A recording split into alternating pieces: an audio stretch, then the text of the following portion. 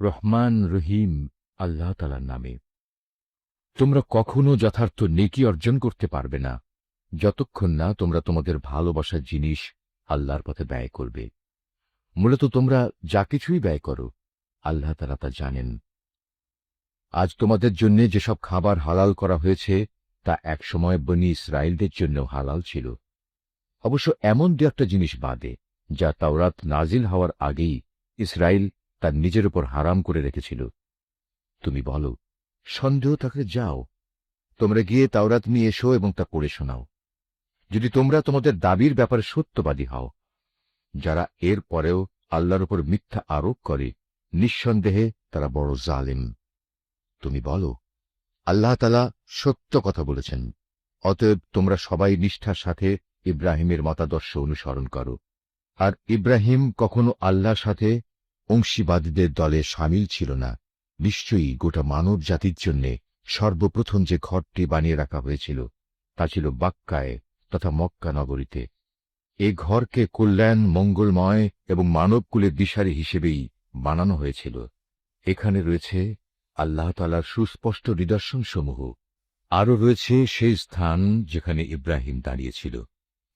এই ঘরের বিশেষ মর্যাদা হচ্ছে, যে এখানে প্রবেশ করবে সে দুনিয়া আখেরাত উভয় স্থানেই নিরাপদ হয়ে যাবে। দ্বিতীয় মর্যাদা হচ্ছে, মানব জাতির উপর আল্লাহর জন্য এই দায়িত্ব দেয়া হয়েছে যে যে ব্যক্তিরই এ ঘর পর্যন্ত পৌঁছার সামর্থ্য থাকবে সে যেন এই ঘরের হজ আদায় করে। আর যদি কেউ এ বিধান অস্বীকার করে তার জেনে রাখা উচিত আল্লাহ তাআলা সৃষ্টিকুলের মোটেই মুখাপেক্ষী নন। হে নবী, তুমি বলো, হে আহলে কেতাবরা, তোমরা কেন জেনে বুঝে আল্লাহর আয়াত অস্বীকার করো, অথচ আল্লাহ তাআলাই তোমাদের যাবতীয় কাজের সাক্ষী।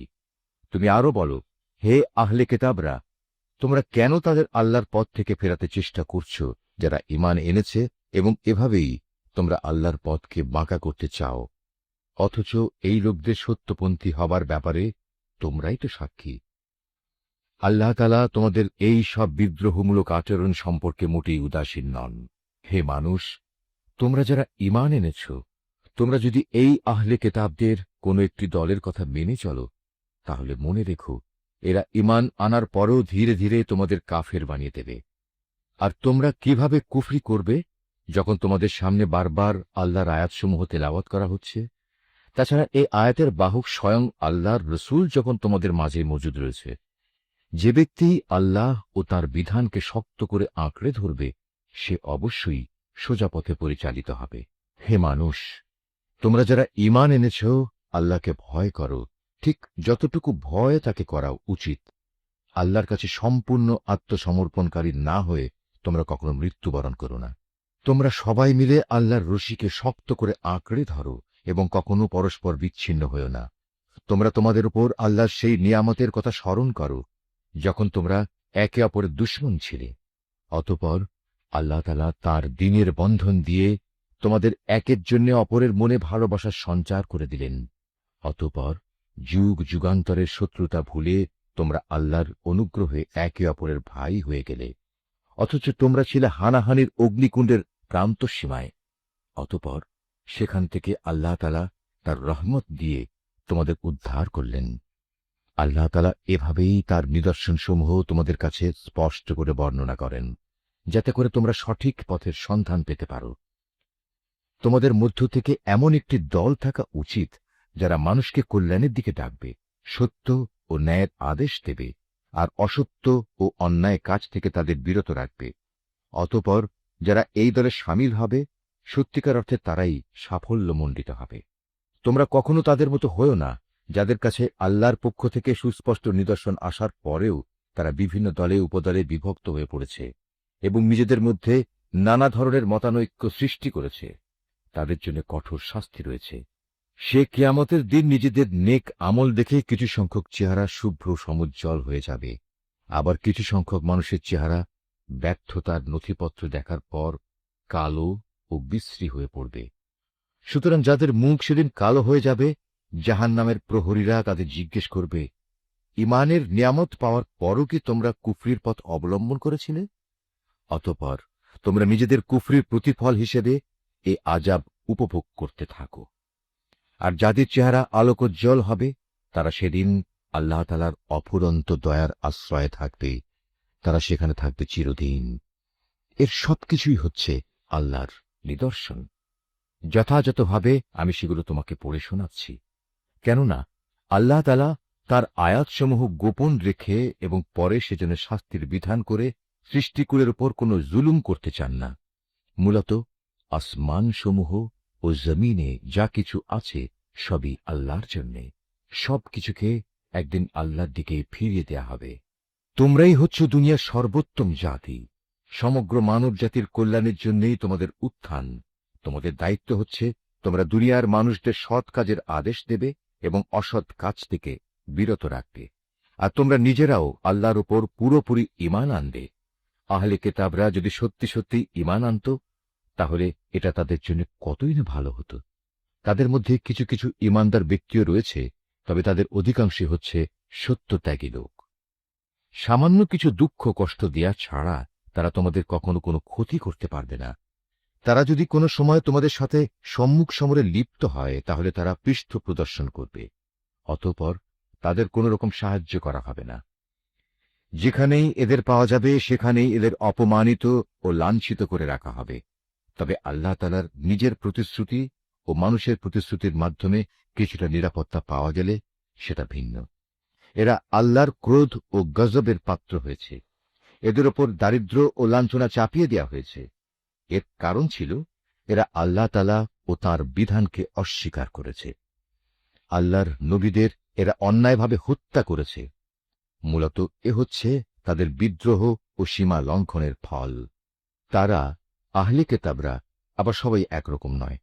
তাদের মধ্যে এমন কিছু লোক আছে যারা সত্য ও ন্যায়ের উপর অবিচল হয়ে দাঁড়িয়ে আছে, যারা সারা রাত আল্লাহর কিতাব পাঠ করে এবং নামাজ পড়ে। তারা আল্লাহ তাআলা ও শেষ বিচার দিনের উপর ঈমান রাখে এবং মানুষদের তারা ন্যায় কাজের আদেশ দেয় ও অন্যায় কাজ থেকে নিষেধ করে। সৎ কাজে এরা প্রতিযোগিতা করে। এ ধরনের মানুষেরাই হচ্ছে মূলত নেক লোকদের অন্তর্ভুক্ত। তারা যা কিছু ভালো কাজ করবে প্রতিদান দেওয়ার সময় তা কখনো অস্বীকার করা হবে না, কারণ আল্লাহ তাআলা পরেজগার লোকদের ভালো করেই জানেন। একথা সুনিশ্চিত, যারা আল্লাহ তাআলাকে অস্বীকার করে তাদের ধন সম্পদ সন্তান সন্ততি আল্লাহ তাআলার মোকাবেলায় তাদের কোনোই উপকারে আসবে না, বরং তারা হবে নিশ্চিত জাহান্নামের অধিবাসী। সেখানে অনন্তকাল তারা পড়ে থাকবে। এ ধরনের লোকেরা এ দুনিয়ার জীবনে যা খরচ করে তার উদাহরণ হচ্ছে যারা নিজেদের উপর অবিচার করেছে সেই দলের শস্যক্ষেত্রের উপর দিয়ে প্রবাহমান হিম শীতল তীব্র বাতাসের মতো, যা তাদের শস্যক্ষেত্র বরবাদ করে দিয়ে গেল। মূলত আল্লাহ তাআলা তাদের উপর কোনোই অবিচার করেননি, বরং কুফরির পন্থা অবলম্বন করে এরা নিজেরাই নিজেদের উপর জুলুম করেছে। হে ঈমানদার ব্যক্তিরা, তোমরা কখনো নিজেদের দলভুক্ত লোকজন ছাড়া অন্য কাউকে নিজেদের অন্তরঙ্গ বন্ধু হিসেবে গ্রহণ করো না, কেননা এরা তোমাদের অনিষ্ট সাধনের কোনো পথই অনুসরণ করতে দ্বিধা করবে না। তারা তো তোমাদের ক্ষতি ও ধ্বংসই কামনা করে। তাদের জঘন্য প্রতিহিংসা ও বিদ্বেষ তাদের মুখ থেকেই এখন প্রকাশ পেতে শুরু করেছে। অবশ্য তাদের অন্তরে লুকানো হিংসা ও বিদ্বেষ বাইরের অবস্থার চাইতেও মারাত্মক। আমি সব ধরনের নিদর্শনই তোমাদের সামনে খোলাখুলি বলে দিচ্ছি। তোমাদের যদি সত্যি জ্ঞান বুদ্ধি থাকে তাহলে তোমরা এ সম্পর্কে সতর্ক হতে পারবে। এরা হচ্ছে সেসব মানুষ যাদের তোমরা ভালোবাসো, কিন্তু তারা তোমাদের মোটেই ভালোবাসে না। তোমরা তো তোমাদের আগে আমার নাজেল করা সব কয়টি কিতাবের উপরও ঈমান আনো, আর তারা তো তোমাদের কিতাবকে বিশ্বাসই করে না। এই মুনাফিক লোকগুলো যখন তোমাদের সাথে সাক্ষাৎ করে তখন বলে, হ্যাঁ, আমরা তোমাদের কিতাবকে মানি। আবার যখন এরা একান্তে নিজেদের লোকদের কাছে চলে যায় তখন নিজেদের ক্রোধের বশবর্তী হয়ে এরা তোমাদের সাফল্যের ওপর নিজেদের আঙুল কামড়াতে শুরু করে। তুমি তাদের বলো, যাও, নিজেদের ক্রোধের আগুনে নিজেরাই পুড়ে মরো। অবশ্যই আল্লাহ তাআলা এ মুনাফিকদের মনের ভেতর লুকিয়ে থাকা যাবতীয় চক্রান্তমূলক বিষয় সম্পর্কে সম্যক অবগত আছেন। তাদের অবস্থা হচ্ছে তোমাদের কোনো কল্যাণ হলে তার কারণে তাদের খারাপ লাগে, আবার তোমাদের কোনো অকল্যাণ দেখে তারা আনন্দে ফেটে পড়ে। এ প্রতিকূল অবস্থায় যদি তোমরা ধৈর্য ধারণ করতে পারো এবং নিজেরা সাবধান হয়ে চলতে পারো তাহলে তাদের চক্রান্ত ও ষড়যন্ত্র তোমাদের কিছুই ক্ষতি করতে পারবে না। তাদের যাবতীয় কর্মকাণ্ডই আল্লাহ তাআলা পরিবেষ্টন করে আছেন। হে নবী, স্মরণ করো যখন তুমি খুব ভোরবেলায় তোমার আপনজনের কাছ থেকে বিদায় নিয়ে মোমেনদের যুদ্ধের ঘাঁটিসমূহে মোতায়েন করছিলে। তখন তুমি জানতে আল্লাহ তাআলা সবকিছু শোনেন এবং তার বান্দাদের তিনি ভালো করেই জানেন। বিশেষ করে সেই নাজুক পরিস্থিতিতে যখন তোমাদের দুটো দল মনোবল হারিয়ে ফেলার উপক্রম করে ফেলেছিল, তখন আল্লাহ তাআলাই তাদের উভয় দলের সেই ভগ্ন মনোবল জোড়া লাগাবার কাজে অভিভাবক হিসেবে মজুদ ছিলেন। আর আল্লাহর উপর যারা ঈমান আনে তাদের তো সর্বাবস্থায় তার উপরই ভরসা করা উচিত। এই ভরসা করার কারণেই বদরের যুদ্ধে আল্লাহ তাআলা তোমাদের বিজয় ও সাহায্য দান করেছিলেন। অথচ তোমরা জানো তোমরা কত দুর্বল ছিলে। অতএব আল্লাহকে ভয় করো। আশা করা যায় তোমরা আল্লাহর কৃতজ্ঞতা আদায় করতে সক্ষম হবে। সে মুহূর্তের কথাও স্মরণ করো যখন তুমি মোমেনদের বলেছিলে, যুদ্ধে বিজয় লাভ করার জন্য তোমাদের মালিক যদি আসমান থেকে ৩,০০০ ফেরেশতা পাঠিয়ে তোমাদের সাহায্য করেন, তাহলে তোমাদের বিজয়ের জন্য তা কি যথেষ্ট হবে না? অবশ্যই তোমরা যদি ধৈর্য ধারণ করো এবং শয়তানের চক্রান্ত থেকে বেঁচে থাকতে পারো। এ অবস্থায় তারা, শত্রু বাহিনী, যদি তোমাদের উপর দ্রুত গতিতে আক্রমণ করে বসে, তাহলে তোমাদের মালিক প্রয়োজনে ৫,০০০ চিহ্নিত ফেরেশতা দিয়েও তোমাদের সাহায্য করবেন। আসলে এ সংখ্যাটা বলে আল্লাহ তাআলা তোমাদের জন্য একটি সুসংবাদ দিয়েছেন। নতুবা বিজয়ের জন্য তো তিনি একাই যথেষ্ট। আল্লাহ তাআলা চেয়েছেন যেন এর ফলে তোমাদের মন কিছুটা প্রশান্ত ও আশ্বস্ত হতে পারে। আর সাহায্য ও বিজয় তা তো পরাক্রান্ত প্রজ্ঞাময় আল্লাহ তাআলার পক্ষ থেকেই আসে। তিনিই সর্বজ্ঞ। আল্লাহ তাআলা এর দ্বারা কাফেরদের এক দলকে নিশ্চিহ্ন করে দিতে চান, অথবা তাদের একাংশকে তিনি এর মাধ্যমে লাঞ্ছিত করে দিতে চান, যেন তারা ব্যর্থ হয়ে যুদ্ধের ময়দান থেকে ফিরে যায়। হে নবী, এ ব্যাপারে তোমার কিছুই করার নাই। আল্লাহ তাআলা চাইলে তাদের উপর দয়া পরবশ হবেন, কিংবা চাইলে তাদের কঠোর শাস্তি দেবেন, কেননা এরা ছিল স্পষ্টত জালিম। আসমান সমূহ ও জমিনে যা কিছু আছে তার সব হচ্ছে আল্লাহ তাআলার। তিনি যাকে ইচ্ছা ক্ষমা করে দেবেন, যাকে ইচ্ছা শাস্তি দেবেন। আল্লাহ তাআলা অত্যন্ত ক্ষমাশীল ও পরম দয়ালু। হে মানুষ, তোমরা যারা ইসলামকে একটি পূর্ণাঙ্গ বিধান হিসেবে বিশ্বাস করেছ, চক্রবৃদ্ধি হারে সুদ খেও না এবং তোমরা আল্লাহ তাআলাকে ভয় করো। আশা করা যায় তোমরা কল্যাণ লাভ করতে পারবে। জাহান্নামের আগুনকে তোমরা ভয় করো, যা তৈরি করে রাখা হয়েছে তাদের জন্য যারা একে অস্বীকার করেছে। তোমরা আল্লাহ তাআলা ও তার রসূলের কথা মেনে চলো। আশা করা যায় তোমাদের উপর দয়া করা হবে। তোমরা তোমাদের মালিকের পক্ষ থেকে ক্ষমা পাওয়ার কাজে প্রতিযোগিতা করো, আর সেই জান্নাতের জন্যও প্রতিযোগিতা করো যার প্রশস্ততা আকাশ ও পৃথিবী সমান। আর এই বিশাল জান্নাত প্রস্তুত করে রাখা হয়েছে সেসব ভাগ্যবান লোকদের জন্য যারা আল্লাহকে ভয় করে, সচ্ছল হোক কিংবা অসচ্ছল, সর্বাবস্থায় যারা আল্লাহর পথে নিজেদের ধন সম্পদ ব্যয় করে, যারা নিজেদের ক্রোধ সংবরণ করে এবং মানুষের অপরাধসমূহ যারা ক্ষমা করে দেয়। আসলে ভালো মানুষদের আল্লাহ তাআলা হামেশাই ভালোবাসেন। ভালো মানুষ হচ্ছে তারা যারা কখনো কোনো অশ্লীল কাজ করে ফেললে কিংবা এর দ্বারা নিজেদের উপর নিজেরা জুলুম করে বসলে সাথে সাথেই আল্লাহকে স্মরণ করে এবং গুনাহের জন্য আল্লাহর ক্ষমা প্রার্থনা করে। কেননা আল্লাহ তাআলা ছাড়া আর কে আছে যে তাদের গুনাহ মাফ করে দিতে পারে? তদুপরি এরা জেনে বুঝে নিজেদের গুনার উপর অটল হয়েও বসে থাকে না। এই সে বৈশিষ্ট্যমণ্ডিত মানুষগুলো, মালিকের পক্ষ থেকে তাদের প্রতিদান হবে আল্লাহ তাআলা তাদের ক্ষমা করে দেবেন, আর তাদের এমন এক জান্নাত দেবেন যার তলদেশ দিয়ে ঝর্ণাধারা বইতে থাকবে। এই জান্নাতে নেককার লোকেরা অনন্তকাল ধরে অবস্থান করবে। সৎ কর্মশীল ব্যক্তিদের জন্য আল্লাহর পক্ষ থেকে কত সুন্দর প্রতিদানের ব্যবস্থা রাখা হয়েছে। তোমাদের আগেও বহু জাতির বহু উদাহরণ ছিল যা এখন অতীত হয়ে গেছে। সুতরাং এদের পরিণতি দেখার জন্য তোমরা পৃথিবীতে ঘুরে বেড়াও এবং দেখো আল্লাহ তাআলা ও তাঁর বিধান মিথ্যা প্রতিপন্নকারীদের পরিণতি কি হয়েছিল। বস্তুত এটি হচ্ছে মানব জাতির জন্য একটি সুস্পষ্ট ব্যাখ্যা, এবং আল্লাহ তাআলাকে যারা ভয় করে এটি তাদের জন্য একটি সুস্পষ্ট পথ নির্দেশ ও সদুপদেশ বই কিছুই নয়। তোমরা হতোদ্যম হইও না, চিন্তিত হইও না।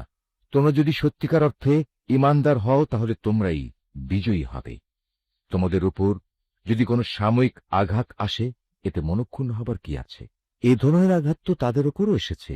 আর এভাবেই আমি মানুষের মাঝে তাদের উত্থান পতনের দিনগুলো পালাক্রমে অদল বদল করাতে থাকি, যাতে করে আল্লাহ তাআলা এ কথাটা জেনে নিতে পারেন যে কে সত্যিকার অর্থে আল্লাহর উপর ঈমান রাখে, এবং এর মাধ্যমে তোমাদের মাঝখান থেকে কিছু শহীদও আল্লাহ তাআলা তুলে নিতে চান। মূলত আল্লাহ তাআলা কখনো জালেমদের পছন্দ করেন না। এর মাধ্যমে তিনি মূলত ঈমানদার বান্দাদের পরিশুদ্ধ করে কাফেরদের নাস্তানাবুদ করে দিতে চান। তোমরা কি মনে করো তোমরা এমনি এমনি বেহেশতে প্রবেশ করে যাবে? অথচ আল্লাহ তাআলা পরীক্ষার মাধ্যমে একথা জেনে নেবেন না যে কে তার পথে জিহাদ করতে প্রস্তুত হয়েছে এবং কে এ বিপদে কঠোর ধৈর্য ধারণ করতে পেরেছে? তোমরা মৃত্যুর মুখোমুখি হওয়ার আগে থেকেই তা কামনা করছিলে, আর এখন তো দেখতে পাচ্ছ তোমরা নিজেদের চর্ম চোখে। মুহাম্মদ একজন রসূল ছাড়া অতিরিক্ত কিছুই নয়। তার আগেও বহু রসূল গত হয়ে গেছে, তারা সবাই মৃত্যুমুখে পতিত হয়েছে। তাই সে যদি আজ মরে যায় অথবা তাকে যদি কেউ মেরে ফেলে, তাহলে তোমরা কি তার আনিত হেদায়েত থেকে মুখ ফিরিয়ে নেবে? আর যে ব্যক্তি এ থেকে মুখ ফিরিয়ে নেয়, সে কখনো আল্লাহর দ্বীনের কোন রকম ক্ষতি সাধন করতে পারবে না। আল্লাহ তাআলা অচিরেই কৃতজ্ঞ বান্দাদের প্রতিফল দান করবেন। কোন প্রাণী আল্লাহর সিদ্ধান্ত ও অনুমতি ছাড়া মরবে না। আল্লাহ তাআলার কাছে প্রত্যেকটি প্রাণীরই মৃত্যুর দিনক্ষণ সুনির্দিষ্ট হয়ে আছে। এর পরেও যে ব্যক্তি পার্থিব পুরস্কারের প্রত্যাশা করে, আমি তাকে এ দুনিয়াতেই তার কিছু অংশ দান করব। আর যে ব্যক্তি আখিরাতের পুরস্কারের ইচ্ছা পোষণ করবে, আমি তাকে সে চিরন্তন পাওনা থেকেই এর প্রতিফলন দান করব, এবং অচিরেই আমি আমার প্রতি কৃতজ্ঞদের যথার্থ প্রতিফল দান করব। আল্লাহর আরো অনেক নবী এখানে এসেছিল, যুদ্ধ করেছে আল্লাহর পথে। তার সাথে আরো যুদ্ধ করেছে অনেক সাধক ও জ্ঞানবান ব্যক্তি। আল্লাহর পথে তাদের ওপর যত বিপদ মুসিবতি এসেছে, তাতে কোনোদিনই তারা হতাশ হয়ে পড়েনি, তারা দুর্বলও হয়নি, বাতিলের সামনে তারা মাথাও নত করেনি। এ ধরনের ধৈর্যশীল ব্যক্তিদেরই আল্লাহ তাআলা ভালোবাসেন। তাদের মুখে এছাড়া অন্য কথা ছিল না যে তারা বলেছিল, হে আমাদের মালিক, তুমি আমাদের যাবতীয় গুনাহখাতা মাফ করে দাও, আমাদের কাজকর্মের সব বাড়াবাড়ি তুমি ক্ষমা করে দাও, এবং বাতিলের মোকাবেলায় তুমি আমাদের কদম মজবুত রাখো, হক ও বাতিলের সম্মুখ সমরে কাফেরদের ওপর তুমি আমাদের বিজয় দাও। অতঃপর আল্লাহ তাআলা এই নেক বান্দাদের দুনিয়ার জীবনেই ভালো প্রতিফল দিয়েছেন, এবং পরকালীন জীবনেও তিনি তাদের জন্য উত্তম পুরস্কার দিয়েছেন। আল্লাহ তাআলা নেককার বান্দাদের ভালোবাসেন। হে মানুষ, তোমরা যারা আল্লাহর উপর ঈমান এনেছ, তোমরা যদি কথায় কথায় এই কাফেরদের অনুসরণ করতে শুরু করো, তাহলে এরা তোমাদের ঈমান পূর্ববর্তী জাহেলিয়াতের অবস্থায় ফিরিয়ে নিয়ে যাবে। ফলে তোমরা নিদারুণভাবে ক্ষতিগ্রস্ত হয়ে পড়বে। আল্লাহ তাআলাই হচ্ছেন তোমাদের একমাত্র রক্ষক ও অভিভাবক, এবং তিনিই হচ্ছেন তোমাদের উত্তম সাহায্যকারী। অচিরেই আমি এ কাফেরদের অন্তরে ভীতি সঞ্চার করে দেব, কারণ তারা আল্লাহর সাথে অন্যদের শরীক বানিয়ে তাদের অনুসরণ করেছে, অথচ তাদের এই কাজের সপক্ষে আল্লাহ তাআলা কোনো দলিল প্রমাণ তাদের কাছে পাঠাননি। এদের শেষ গন্তব্যস্থল হচ্ছে জাহান্নামের আগুন। জালেমদের বাসস্থান এই জাহান্নাম কত নিকৃষ্ট! ওহদের ময়দানে আল্লাহ তাআলা তোমাদের যে সাহায্য দেওয়ার প্রতিশ্রুতি দিয়েছিলেন, তা তিনি পালন করেছেন। যুদ্ধের প্রথম দিকে তোমরা আল্লাহর অনুমতি ও সাহায্য নিয়ে তাদের নির্মূল করে যাচ্ছিলে। পরে যখন তোমরা সাহস ও মনোবল হারিয়ে ফেললে এবং আল্লাহর রসুলের বিশেষ একটি আদেশ পালনের ব্যাপারে মতপার্থক্য শুরু করে দিলে, এমনকি আল্লাহর রসুল যখন তোমাদের ভালোবাসার সেই জিনিস তথা আসন্ন বিজয় দেখিয়ে দিলেন, তারপরেও তোমরা তার কথা অমান্য করে তার বলে দেয়া স্থান ছেড়ে চলে গেলে। তোমাদের কিছু লোক ঠিক তখন বৈষয়িক ফায়দা হাসিলে ব্যস্ত হয়ে পড়ল। তখনও তোমাদের কিছু লোক পরকালের কল্যাণী চাইতে থাকল।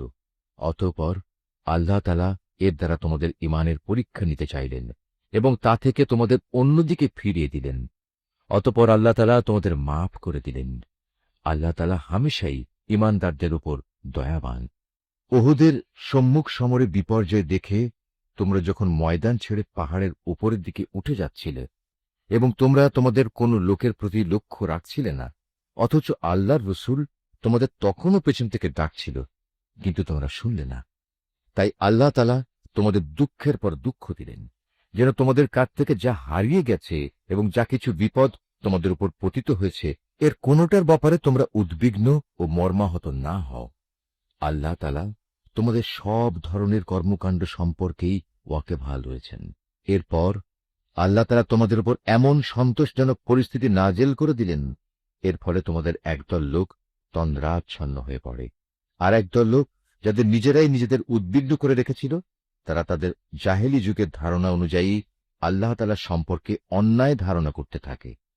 এক পর্যায়ে তারা এও বলতে শুরু করে, যুদ্ধ পরিচালনার কাজে কি আমাদের কোনো ভূমিকা আছে? হে নবী, তুমি তাদের বলো, এ ব্যাপারে আমারও কোনো ভূমিকা নেই।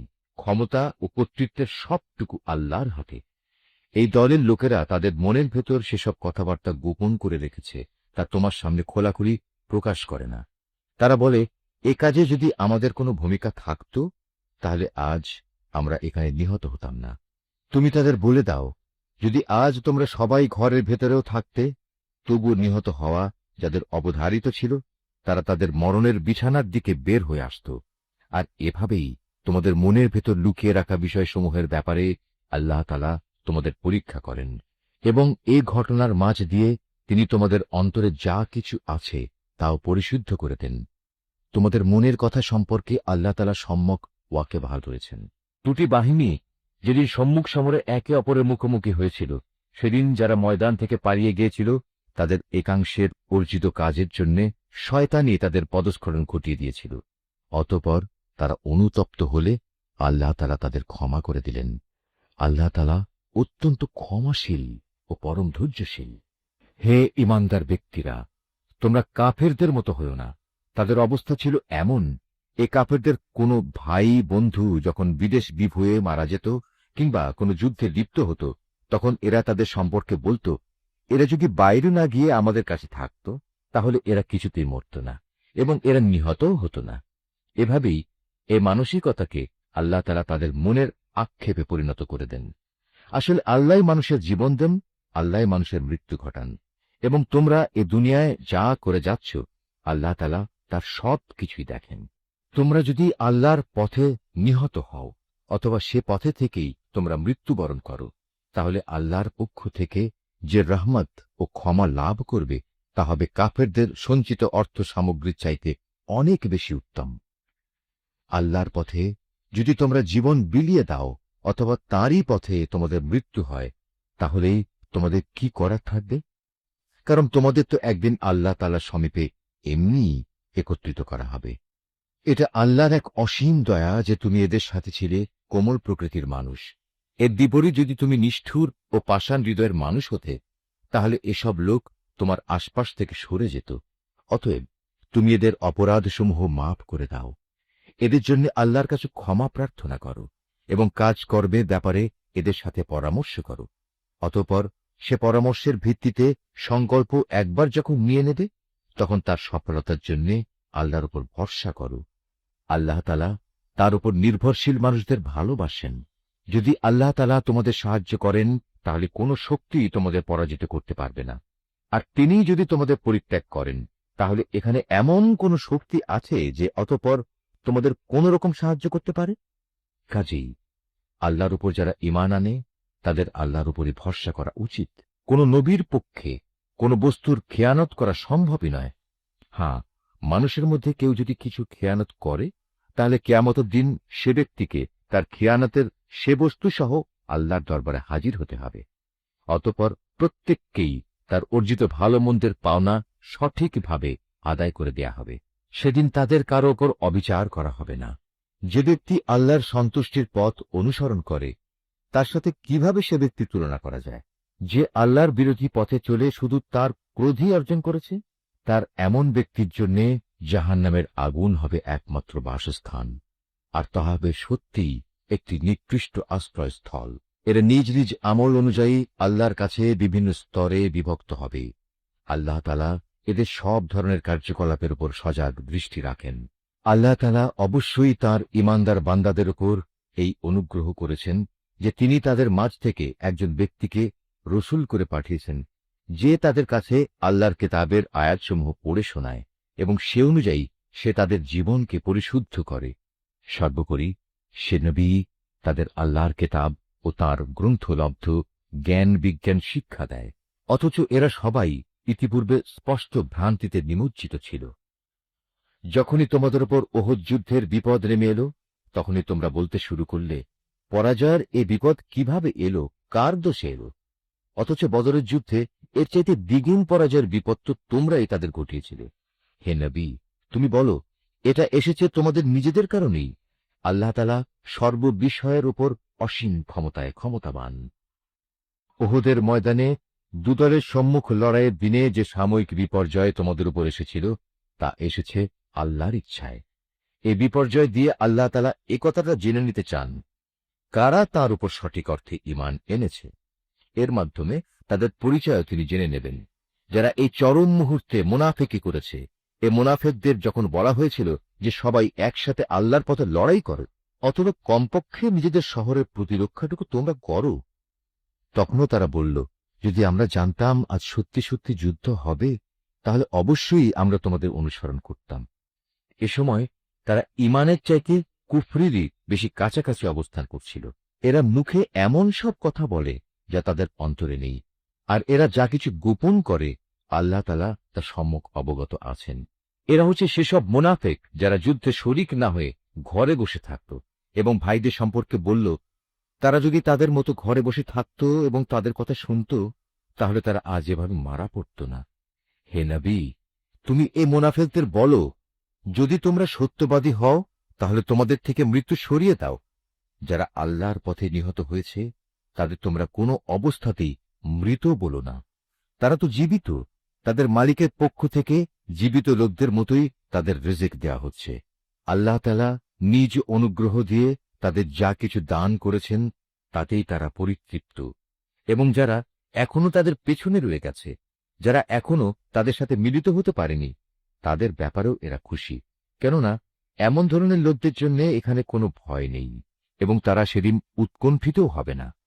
এ ভাগ্যবান মানুষরা আল্লাহর পক্ষ থেকে অফুরন্ত নিয়ামত ও অনুগ্রহে উৎফুল্ল আনন্দিত হয়, কারণ আল্লাহ তাআলা ঈমানদার বান্দাদের পাওনা কখনো বিনষ্ট করেন না।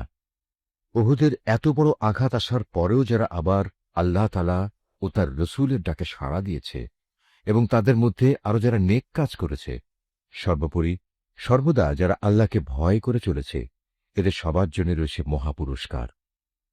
যাদের মানুষেরা যখন বলল, তোমাদের বিরুদ্ধে কাফেরদের এক বিশাল বাহিনী জামায়াত হয়েছে, অতএব তোমরা তাদের ভয় করো, এ বিষয়টাই যারা যথার্থ ঈমানদার তাদের ঈমান আরো বাড়িয়ে দিল।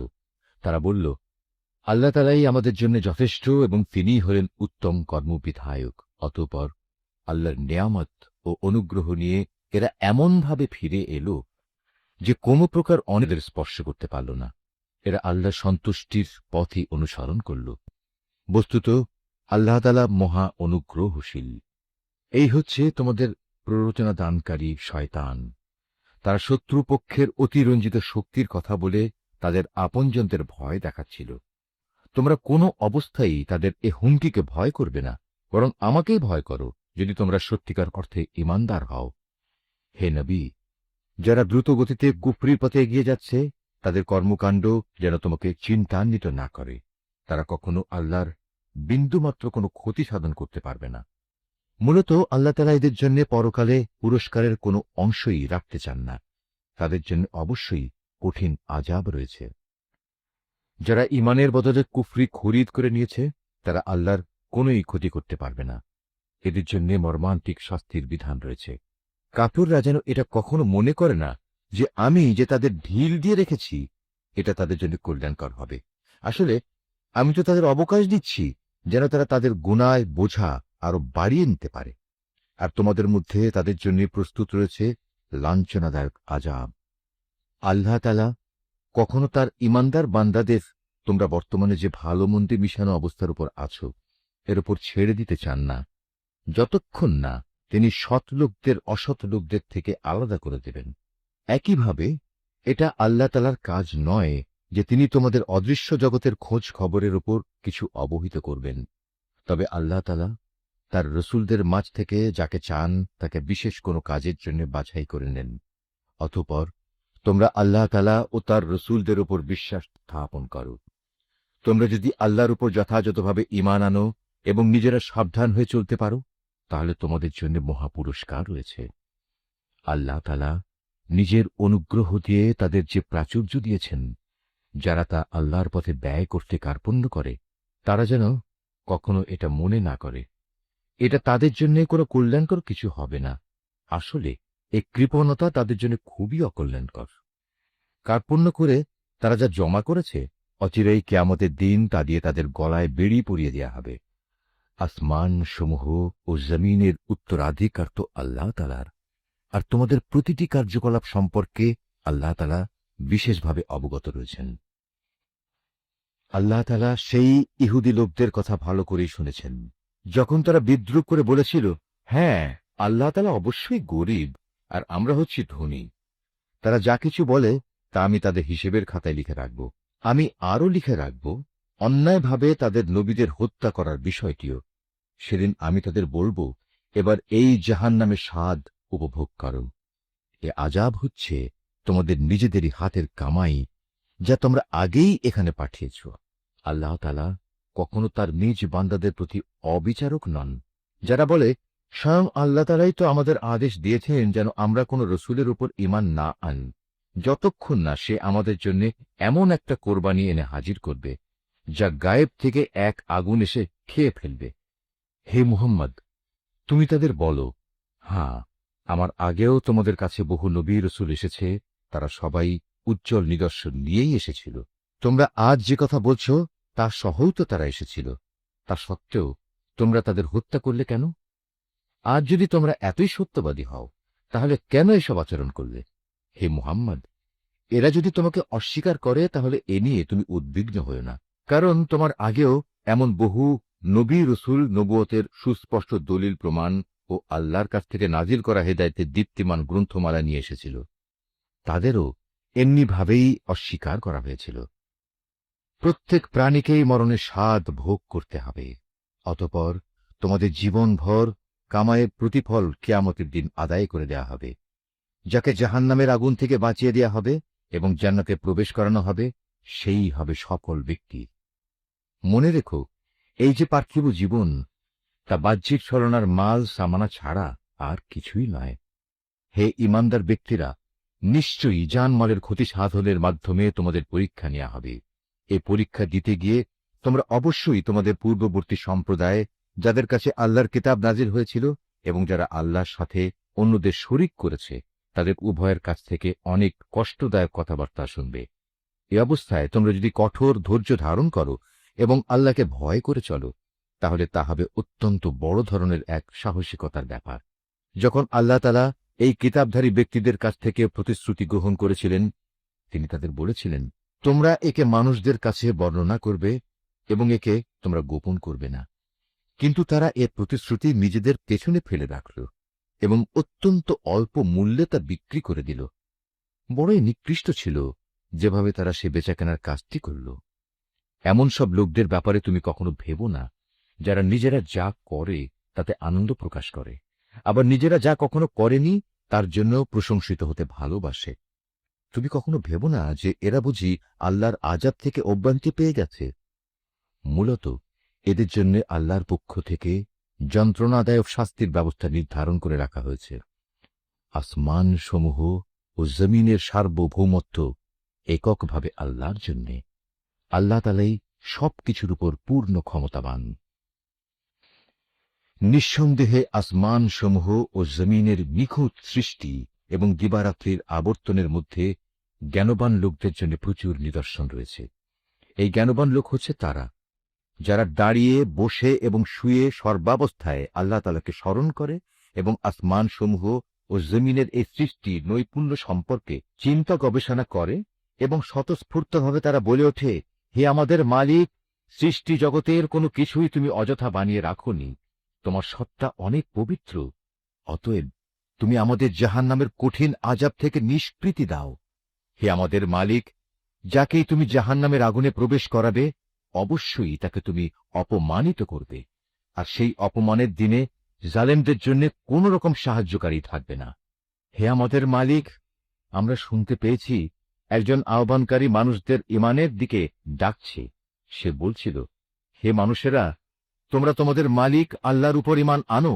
হে মালিক, সেই আহ্বানকারীর কথায় অতঃপর আমরা ঈমান এনেছি।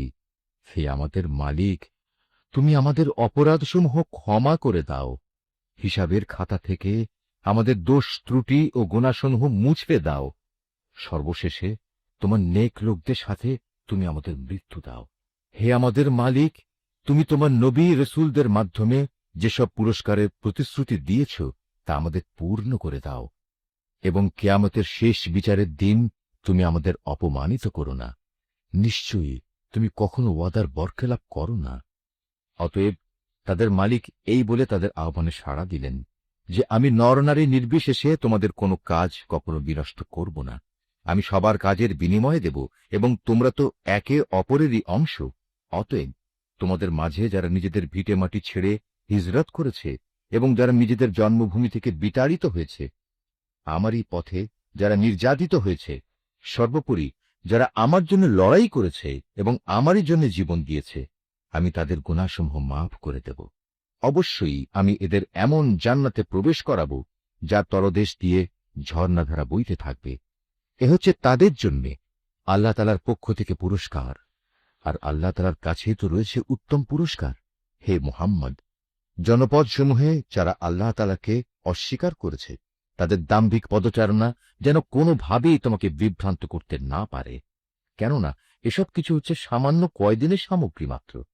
অতঃপর তাদের সবারই অনন্ত নিবাস হবে জাহান্নাম, আর জাহান্নাম হচ্ছে নিকৃষ্টতম আবাসস্থল।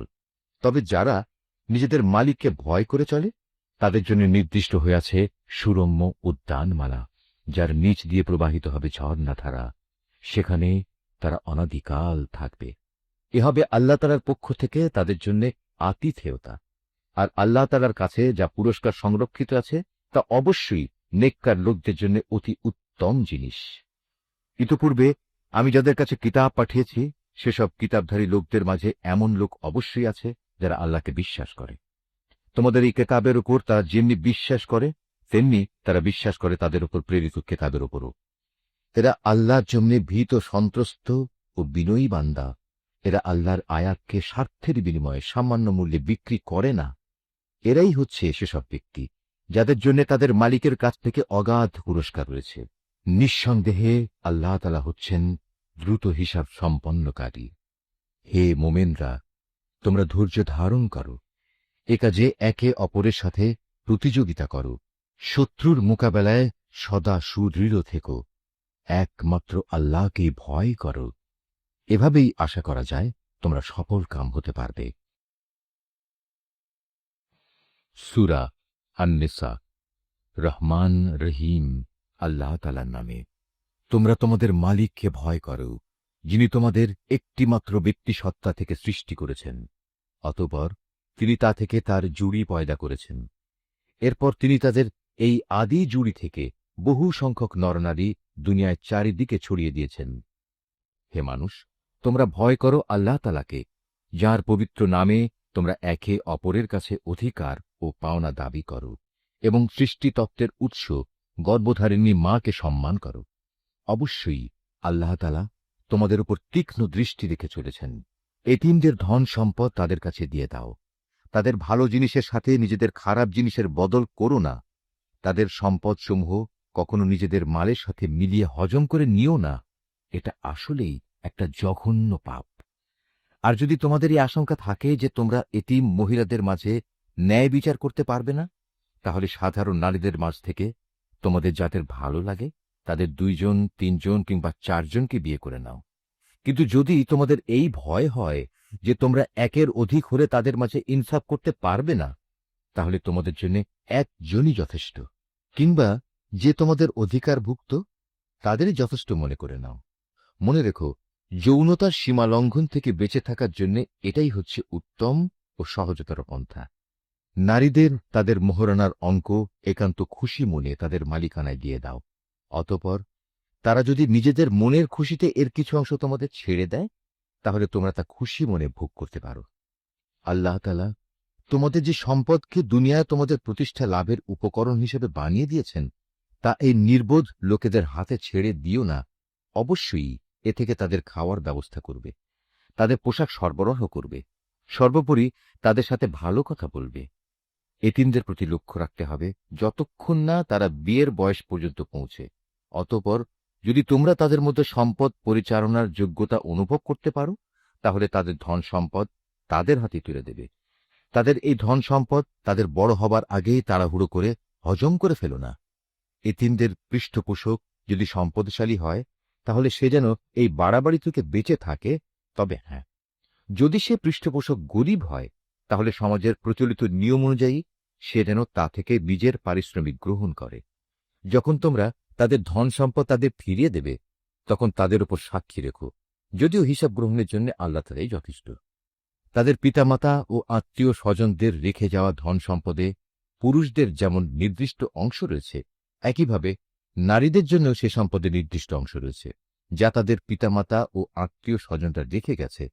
পরিমাণ অল্প হোক কিংবা বেশি, উভয়ের জন্য এর অংশ নির্দিষ্ট করে দেয়া হয়েছে। মৃত ব্যক্তির সম্পদ বন্টনের সময় যখন তার আপনজন, এতিম ও মিসকিনরা সেখানে এসে হাজির হয়, তখন তা থেকে তাদেরও কিছু দেবে এবং তাদের সাথে সুন্দরভাবে কথা বলবে। এতিমদের ব্যাপারে মানুষের এটুকু ভয় করা উচিত। যদি তারা নিজেরা মৃত্যুর সময় এমনি দুর্বল সন্তানদের পেছনে রেখে চলে আসত, তাহলে তাদের ব্যাপারে তারা এভাবে ভীত শঙ্কিত থাকত। অতএব তাদের ব্যাপারে আল্লাহকে ভয় করে চলা এবং এদের সাথে হামেশাই ন্যায় ইনসাফের কথাবার্তা বলা উচিত। যারা অন্যায়ভাবে এতিমদের মাল সম্পদ ভক্ষণ করে, তারা যেন আগুন দিয়ে নিজেদের পেট ভর্তি করে। অচিরেই এ লোকগুলো জাহান্নামের আগুনে জ্বলতে থাকবে। আল্লাহ তাআলা তোমাদের উত্তরাধিকারে সন্তানদের সম্পর্কে এ মর্মে তোমাদের জন্য এ বিধান জারি করেছেন যে এক ছেলের অংশ হবে 2 কন্যা সন্তানের মতো। কিন্তু উত্তরাধিকারী কন্যারা যদি 2-এর বেশি হয়, তাহলে তাদের জন্য থাকবে দেখে যাওয়া সম্পত্তির 2/3, আর সে কন্যা সন্তান যদি একজন হয়, তাহলে তার অংশ হবে পরিত্যক্ত সম্পত্তির অর্ধেক। মৃত ব্যক্তির সন্তান থাকলে তার পিতামাতা প্রত্যেকের জন্য থাকবে সে সম্পদের 6/1 অপরদিকে মৃত ব্যক্তির যদি কোনো সন্তান না থাকে এবং পিতামাতাই যদি হয় তার একমাত্র উত্তরাধিকারী, তাহলে তার মায়ের অংশ হবে 3/1।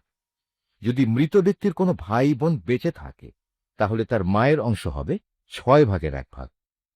মৃত্যুর আগে সে যে ওসিয়ত করে গেছে এবং তার রেখে যাওয়া ঋণ আদায় করে দেওয়ার পরেই কিন্তু এই সব ভাগ বাটোয়ারা করতে হবে। তোমরা জানো না তোমাদের পিতামাতা ও তোমাদের সন্তান সন্ততির মধ্যে কে তোমাদের জন্য উপকারের দিক থেকে বেশি নিকটবর্তী। অতএব এ হচ্ছে আল্লাহর বিধান। অবশ্যই আল্লাহ তাআলা সকল কিছু সম্পর্কে ওয়াকিবহাল এবং তিনি হচ্ছেন বিজ্ঞ, পরম কুশলী। তোমাদের স্ত্রীদের রেখে যাওয়া সম্পত্তিতে তোমাদের অংশ হচ্ছে অর্ধেক, যদি তাদের কোনো সন্তানাদি না থাকে। আর যদি তাদের সন্তান থাকে, তাহলে সে সম্পত্তিতে তোমাদের অংশ হবে 4/1। তারা যে ওসিয়ত করে গেছে কিংবা তাদের ঋণ পরিশোধ করার পরেই কিন্তু তোমরা এই অংশ পাবে। তোমাদের স্ত্রীদের জন্য থাকবে তোমাদের রেখে যাওয়া সম্পত্তির 1/4, যদি তোমাদের কোনো সন্তান না থাকে। যদি তোমাদের সন্তান থাকে, তাহলে তারা পাবে রেখে যাওয়া সম্পদের 8/1। মৃত্যুর আগে তোমরা যা ওসিয়ত করে যাবে কিংবা যে ঋণ তোমরা রেখে যাবে তা পরিশোধ করে দেওয়ার পরেই এই অংশ তারা পাবে। যদি কোনো পুরুষ কিংবা নারী এমন হয় যে তার কোনো সন্তান নেই, পিতামাতাও নেই, শুধু আছে তার এক ভাই ও এক বোন, তাহলে তাদের সবার জন্য থাকবে 6/1। ভাই বোন মিলে তারা যদি এর চাইতে বেশি হয়, তবে মৃত ব্যক্তির রেখে যাওয়া সম্পদের 1/3 তারা সবাই সমান অংশীদার হবে। অবশ্য এ সম্পত্তির উপর মৃত ব্যক্তির যা ওসিয়ত করা আছে কিংবা কোনো ঋণ পরিশোধের পরই এ ভাগাভাগি করা যাবে। তবে কখনো উত্তরাধিকারীদের অধিকার পাওয়ার পথে তা যেন ক্ষতিকর হয়ে না দাঁড়ায়, সে কথাও খেয়াল রাখতে হবে। কেননা এ হচ্ছে আল্লাহর নির্দেশ, আর আল্লাহ তাআলা সর্বজ্ঞানী ও পরম ধৈর্যশীল। এগুলো হচ্ছে আল্লাহ তাআলার সীমারেখা। যে ব্যক্তি এর ভেতরে থেকে তাঁর ও তাঁর রসূলের আনুগত্য করবে, আল্লাহ তাআলা তাকে এমন এক জান্নাতে প্রবেশ করাবেন যার তলদেশ দিয়ে ঝর্ণাধারা প্রবাহিত হবে। সেখানে সে অনন্তকাল ধরে অবস্থান করবে। মূলত এ হবে এক মহা সাফল্য। অপরদিকে যে ব্যক্তি আল্লাহ তাআলা ও তার রসূলের নাফরমানি করবে এবং তার নির্ধারিত সীমারেখা লঙ্ঘন করবে, আল্লাহ তাআলা তাকে জ্বলন্ত আগুনে প্রবেশ করাবেন। সেখানে সে অনন্তকাল ধরে থাকবে। এটা হচ্ছে তার জন্য অপমানকর শাস্তি। তোমাদের নারীদের মধ্যে যারা ব্যভিচারের দুষ্কর্ম নিয়ে আসবে, তাদের বিচারের উপর তোমরা নিজেদের মধ্যে থেকে 4 জন সাক্ষী জোগাড় করবে। অতঃপর সে 4 জন লোক যদি ইতিবাচক সাক্ষ্য প্রদান করে, তাহলে সে নারীদের তোমরা ঘরের ভেতর অবরুদ্ধ করে রাখবে, যতদিন না মৃত্যু এসে তাদের সমাপ্তি ঘটিয়ে দেয়, অথবা আল্লাহ তাআলা তাদের জন্য অন্য কোনো ব্যবস্থা না করেন। আর তোমাদের মধ্যে যে 2 জন নরনারী এ ব্যভিচারের কাজ করবে, তাদের 2 জনকেই তোমরা শাস্তি দেবে। হ্যাঁ, তারা যদি তওবা করে এবং নিজেদের সংশোধন করে নেয়, তাহলে তাদের শাস্তি দেয়া থেকে তোমরা সরে দাঁড়াও। অবশ্যই আল্লাহ তাআলা তওবা কবুলকারী এবং পরম দয়ালু।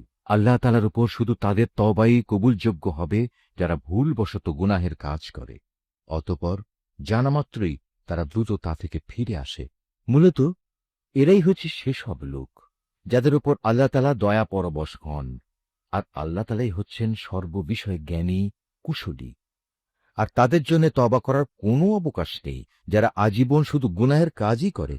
এভাবেই গুনাহের কাজ করতে করতে একদিন তাদের কারো দুয়ারে যখন মৃত্যু এসে হাজির হয়, তখন সে বলে, হে আল্লাহ, আমি এখন তওবা করলাম।